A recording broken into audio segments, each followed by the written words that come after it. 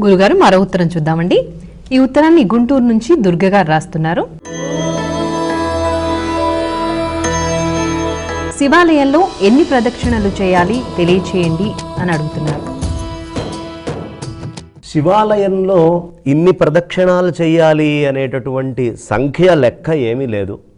మన మొక్కుని బట్టి మనం భగవంతుడి యొక్క పరిపూర్ణమైన భగవంతుడి యొక్క పాద పద్మాల మీద చిత్తాన్ని, ఆ శివలింగం మీద చిత్తాన్ని ఎప్పటిదాకా పెట్టగలమో అప్పటిదాకా ప్రదక్షిణం చేస్తూనే ఉండాలి. అయితే ఒక్క ప్రదక్షిణము చేయటము ఉంది, అలాగే రకరకాల 9 ప్రదక్షిణాలు ఉన్నాయి, 108 ప్రదక్షిణాలు ఉన్నాయి. కొంతమంది ఇంకా ఆ పైన కూడా ప్రదక్షిణాలు చేసేటటువంటి భక్తులు ఉన్నారు. అయితే ఆ ప్రదక్షిణానికంటూ ఒక పద్ధతి, ఒక విధానము, ఇలా ప్రదక్షిణం చేయాలి, ఈ విధంగా ప్రదక్షిణం చేస్తే శ్రేష్టము. ఇప్పుడు మిగతా గుళ్ళల్లో లాగా ఈ శివాలయానికి వచ్చేటప్పటికి ప్రదక్షిణము ఉన్నట్టుండి ఇలా తిరుగుతూ చేయకూడదు.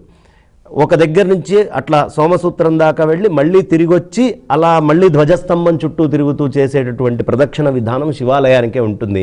కానీ శివాలయము విష్ణు ఆలయము రెండూ కలిసి ఉంటే ఈ రెండిటికీ కలిపి పరిపూర్ణంగా చుట్టూ ప్రదక్షిణం చేయొచ్చు.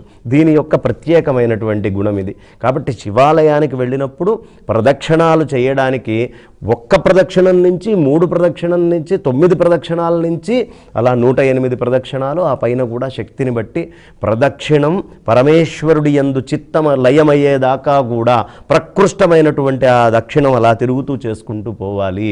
ప్రదక్షిణం చేసి తీరాల్సిందే.